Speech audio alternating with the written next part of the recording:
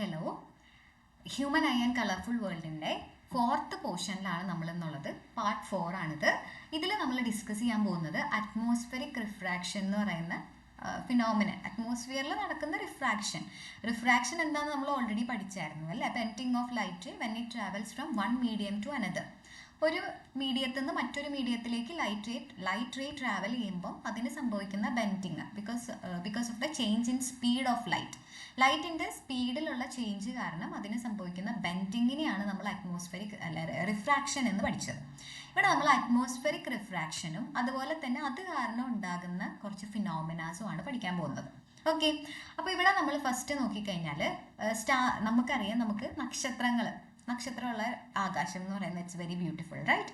ഈ stars blink ചെയ്യുന്നതായിട്ട് നമുക്ക് തോന്നും, അല്ലെങ്കിൽ നമ്മൾ പറയുന്ന കവിഭാവനകളിലൊക്കെ നമ്മൾ നക്ഷത്രം ബ്ലിങ്ക് ചെയ്യുന്നതിനെ പറ്റിയിട്ടൊക്കെ പറയുന്നുണ്ടല്ലേ. സോ എക്സാക്ട്ലി ഈ സ്റ്റാറുകളൊക്കെ ബ്ലിങ്ക് ചെയ്യുന്നുണ്ടോ, ശരിക്കും അവരാ മിന്നുന്നുണ്ടോ, ആ പ്രതിഭാസം അങ്ങനെ തന്നെയാണോ എന്നാണ് നമ്മൾ നോക്കാൻ പോകുന്നത്. ആക്ച്വലി സ്റ്റാർസ് ഒന്നും ബ്ലിങ്ക് ചെയ്യുന്നില്ല അല്ലേ.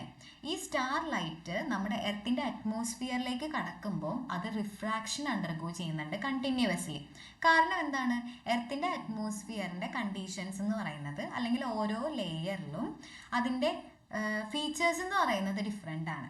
ഓക്കെ, അപ്പോൾ ഒരു ലെയറിൽ നിന്ന് അടുത്ത ലെയറിലേക്ക് പോകുമ്പോൾ ഒബ്വിയസ്ലി ഒരു മീഡിയത്തിൽ നിന്ന് മറ്റൊരു മീഡിയത്തിലേക്ക് പോകുന്ന ഇഫക്റ്റ് ആണ്. അപ്പോൾ അവിടെ എന്ത് ചെയ്യും? റിഫ്രാക്ഷൻ നടക്കും. കാരണം അതിൻ്റെ റിഫ്രാക്റ്റീവ് ഇൻഡെക്സുകൾ മാറിക്കൊണ്ടിരിക്കുകയാണ്. ഓക്കെ, ഇനി ഈ അറ്റ്മോസ്ഫിയറിലേക്ക് കടക്കുമ്പോൾ ഈ ലൈറ്റ് റേസ് ബെൻഡ് ചെയ്യുന്നത് കൊണ്ട് അത് എവിടെയാണോ ഇരിക്കുന്നത്, സ്റ്റാർ എവിടെയാണോ ഒറിജിനലി ഇരിക്കുന്നത് ആ ഒരു പൊസിഷനിലായിരിക്കില്ല, അതിൻ്റെ ആക്ച്വൽ പൊസിഷനിലായിരിക്കില്ല നമ്മൾ അതിനെ കാണുന്നത്. കാരണം ഇത് ഈ അറ്റ്മോസ്ഫിയറിൻ്റെ ഡിഫറെൻറ്റ് ലെയേഴ്സിലൂടെ കടന്നു പോകുമ്പോൾ അതിൻ്റെ കണ്ടീഷൻസ് മാറുന്നത് കൊണ്ട്, റിഫ്രാക്റ്റീവ് ഇൻഡെക്സസ് മാറുന്നത് കൊണ്ട് എന്ത് സംഭവിക്കും? റിഫ്രാക്ഷൻ സംഭവിച്ച് നമ്മുടെ കണ്ണിലേക്ക് എത്തുമ്പോൾ ഈ സ്റ്റാർ ഇരിക്കുന്നതിൽ നിന്നും കുറച്ച് മുകളിലാണ് ഇരിക്കുന്നതെന്ന് നമുക്ക് തോന്നും.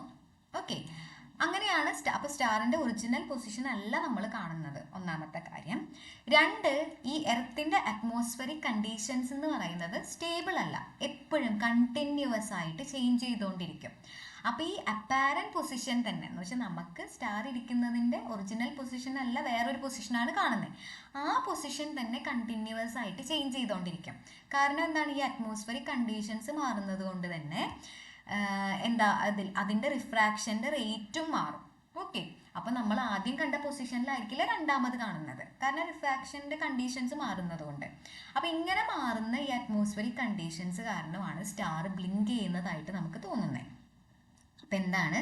സ്റ്റാർ ലൈറ്റ് നമ്മുടെ അറ്റ്മോസ്ഫിയറിലേക്ക് കടക്കുമ്പം അറ്റ്മോസ്ഫിയറിന് ഡിഫറെൻറ്റ് ലെയേഴ്സ് ഉള്ളതുകൊണ്ടും അവരുടെ റിഫ്രാക്റ്റീവ് ഇൻഡീസസ് ഒക്കെ ഡിഫറെൻ്റ് ആയതുകൊണ്ടും ഈ സ്റ്റാർ ലൈറ്റ് റിഫ്രാക്ഷൻ അണ്ടർഗോ ചെയ്ത് അത് ആക്ച്വലി ആയിരിക്കുന്ന പൊസിഷനിലല്ല, മറ്റൊരു പൊസിഷനിലാണ് നമ്മൾ അതിനെ ഒബ്സർവ് ചെയ്യുന്നത്.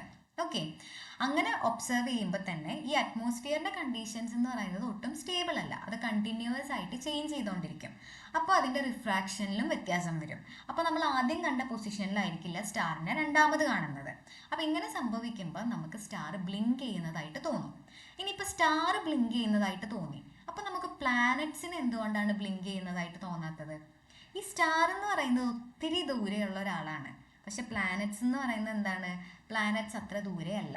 ഓക്കെ, പ്ലാനറ്റ്സ് എന്ന് പറയുന്നത് നമ്മുടെ ഭൂമിക്ക് കുറച്ചും കൂടെ അടുത്ത് നിൽക്കുന്നവരാണ്. ഓക്കെ, അതുകൊണ്ട് തന്നെ പ്ലാനറ്റ്സിന് നമ്മൾ എക്സ്റ്റെൻഡഡ് സോഴ്സുകളായിട്ടാണ് കാണുന്നത്. സ്റ്റാറിനെ നമ്മൾ പോയിന്റ് സൈസ്ഡ് ആയിട്ട് കൺസിഡർ ചെയ്യുമ്പോൾ പ്ലാനറ്റ്സിന് നമ്മൾ എക്സ്റ്റെൻഡഡ് ഒരു വലിയ ബോഡി ആയിട്ട് തന്നെയാണ് പ്ലാനറ്റ്സിനെ നമ്മൾ കൺസിഡർ ചെയ്യുന്നത്.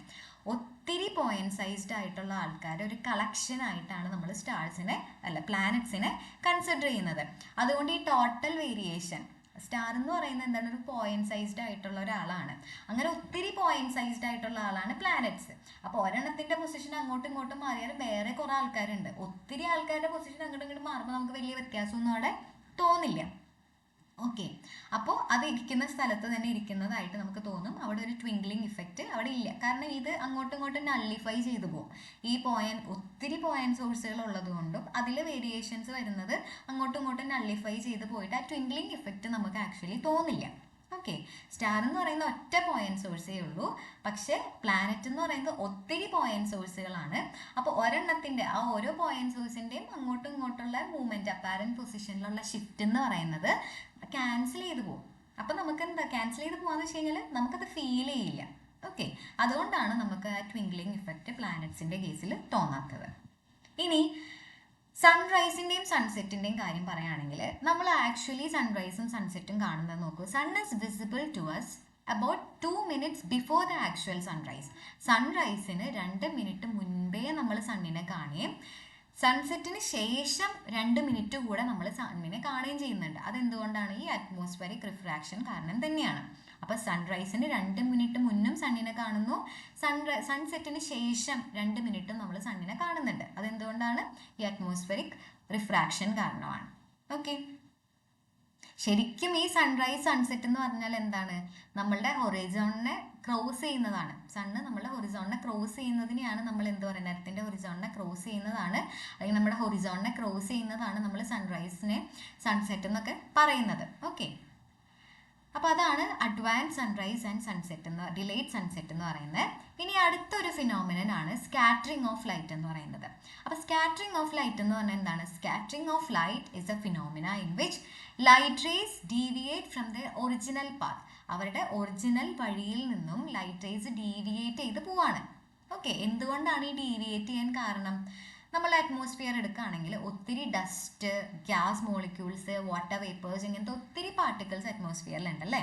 അപ്പോൾ ഈ പാർട്ടിക്കിൾസ് ഒബ്സ്റ്റക്കിൾ ആയിട്ട് ആക്ട് ചെയ്യും, ഒരു തടസ്സമായിട്ട് ആക്ട് ചെയ്യും. ആർക്ക്? ലൈറ്റിൻ്റെ വഴിയിൽ തടസ്സമായിട്ട് ആക്ട് ചെയ്തിട്ട് അവർ ആക്ച്വൽ പാത്തിൽ നിന്നും ഡീവിയേറ്റ് ചെയ്ത് പോകുന്ന ഫിനോമിനേനെയാണ് നമ്മൾ എന്ത് പറയുന്നത്? സ്കാറ്ററിംഗ് ഓഫ് ലൈറ്റ് എന്ന് പറയുന്നത്. ഓക്കെ, ഇനി ഈ സ്കാറ്ററിംഗ് ഓഫ് ലൈറ്റ് കാരണം നടക്കുന്ന 2 ഫിനോമിനകളോട് പറഞ്ഞു കഴിഞ്ഞാൽ നമ്മളുടെ ചാപ്റ്റർ കംപ്ലീറ്റ് ആവും. അപ്പോൾ ആദ്യത്തെ എന്ന് പറയുന്നത് ടിൻഡൽ ഇഫക്റ്റ് ആണ്. ടിൻഡൽ ഇഫക്റ്റ് എന്ന് പറയുന്നത് നമ്മൾ ഒത്തിരി മരങ്ങളുള്ളൊരു കനോപ്പി ഓഫ് ഫോറസ്റ്റ് എന്ന് പറഞ്ഞാൽ കേട്ടിട്ടുണ്ടാവും. ഈ മരങ്ങളൊക്കെ ഇങ്ങനെ ഒരു എന്താ പറയുക, ഒരു മട്ടുപ്പാവ് പോലെ ഇങ്ങനെ എന്താ പറയുക, ഒരു എന്താ പറയുക, അതിനെ മേലയിലെല്ലാം കൂടെ കൂടി ഒറ്റ ഈ ഇലകളുടെ ഇടയിൽ കൂടെ മാത്രം വെളിച്ചം ഇങ്ങനെ അരിച്ചിറങ്ങുന്നത് നമ്മൾ ഈ ഫോറസ്റ്റിൻ്റെ ഒക്കെ ഫോട്ടോസ് എടുത്താൽ കാണാം. മരങ്ങളെല്ലാം കൂടെ ഇങ്ങനെ കൂടി നിന്നിട്ട് അതിൻ്റെ ഇടയിൽ ഒരു വിടവിൽ കൂടെ മാത്രം ലൈറ്റ് വരുന്നത്. അതുപോലെ ഈ പണ്ടത്തെ ഓട് വീടുകളിലൊക്കെ ഒരു ഓടിൻ്റെ കഷ്ണം പൊട്ടിയിട്ടുണ്ടെങ്കിൽ അതിൽ കൂടെ മാത്രം വെളിച്ചം ഇങ്ങനെ അരിച്ചിറങ്ങുന്നത്. അപ്പോൾ അതിൻ്റെ പാത്തൊക്കെ ഇങ്ങനെ വിസിബിൾ ആയിട്ട് നിങ്ങൾക്ക് കാണാം. അതിൻ്റെ ഇടയിൽ കൂടെ പൊടികളൊക്കെ പോകുന്ന ആ ഒരു ലൈറ്റ് റേയുടെ ഇരുട്ടിനുള്ളിൽ ആ ലൈറ്റ് റേയുടെ പാത്ത് മാത്രം ഇങ്ങനെ വിസിബിൾ ആയിട്ട് നമുക്ക് കാണാൻ പറ്റും. ഓക്കെ, അതെന്താണ്? അതിനെയാണ് നമ്മൾ ഈ ടിൻഡൽ ഇഫക്റ്റ് എന്ന് പറയുന്നത്. അപ്പോൾ earth atmosphere is A heterogeneous mixture of minute particles. ഒത്തിരി നമ്മൾ നേരത്തെ പറഞ്ഞ പോലെ സ്മോക്ക് ഉണ്ട്, ടൈനി വാട്ടർ ഡ്രോപ്ലെറ്റ്സ് ഉണ്ട്, സസ്പെൻഡഡ് പാർട്ടിക്കിൾസ് ഓഫ് ഡസ്റ്റ് ഉണ്ട്, എയർ മോളിക്യൂൾസ് ഉണ്ട്, ഇവരൊക്കെ ഉണ്ട്. അപ്പോൾ ഒരു ഹെട്രോജിനസ് മിക്സ്ചർ ആണ്, ഒത്തിരി സാധനങ്ങളുള്ള ഒരു മിക്സ്ചർ ആണ് നമ്മുടെ അറ്റ്മോസ്ഫിയർ എന്ന് പറയുന്നത്.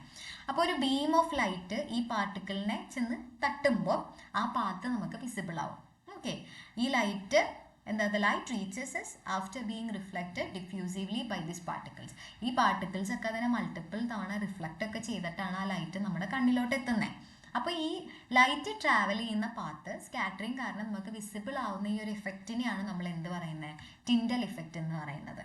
അപ്പോൾ the phenomena of scattering of light, the phenomena of scattering of light by the colloidal particles. colloidal particles കാരണം ആ ലൈറ്റ് സ്കാറ്റർ ചെയ്തിട്ട് അതിൻ്റെ പാത്ത് നമുക്ക് വിസിബിൾ ആവുന്ന ആ ഒരു ഇഫക്റ്റിനെയാണ് നമ്മൾ എന്ത് പറയുന്നത്?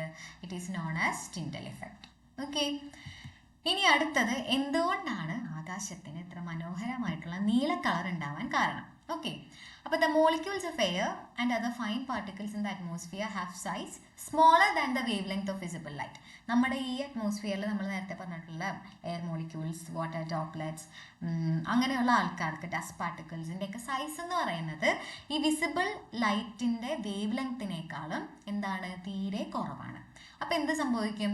These are more effective in scattering light of shorter wave length. അപ്പോൾ കുറച്ച് വേവ് ലെങ്ത് ഉള്ള ലൈറ്റിനെ സ്കാറ്റർ ചെയ്യാനായിട്ട് ഇവരൊക്കെ മിടുക്കന്മാരാണ്. ആരും നമ്മുടെ ഈ ഗ്യാസ് മോളിക്യൂൾസ്, അതല്ലെങ്കിൽ വാട്ടർ ഡ്രോപ്ലെറ്റ്സ്, ഡസ്റ്റ് പാർട്ടിക്കിൾസ്, ഇവരൊക്കെ ഷോർട്ടർ വേവ് ലെങ്ത് ഉള്ള ആൾക്കാരെ സ്കാറ്റർ ചെയ്യാനായിട്ട് എഫിഷ്യൻ്റ് ആണ്, എഫക്റ്റീവാണ്.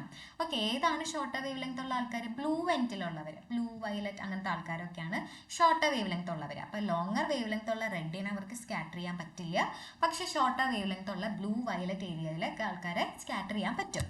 ഓക്കെ, അപ്പോൾ red light has a wavelength about 1.8 times greater than blue light. Blue ലൈറ്റുമായിട്ട് താരതമ്യം ചെയ്യുമ്പോൾ റെഡ് ലൈറ്റിൻ്റെ എന്താ പറയുക, സ്കാറ്ററിങ് അല്ലെങ്കിൽ വേവ് ലെങ്ത് എന്ന് പറയുന്നത് 1.8 ടൈംസ് അധികമാണ്. എന്നാൽ റെഡ് ലൈറ്റിന് പെട്ടെന്നൊന്നും സ്കാറ്റർ ചെയ്യാൻ പറ്റില്ല, വേവ് ലെങ്ത് കൂടുതലായതുകൊണ്ട്. ഓക്കെ, അപ്പോൾ ഈ സൺലൈറ്റ് അറ്റ്മോസ്ഫിയറിലെ ഈ ഫൈൻ പാർട്ടിക്കിൾസിൻ്റെ ഇടയിൽ കൂടെ ഒക്കെ കടന്നു പോകുമ്പോൾ എന്ത് സംഭവിക്കും?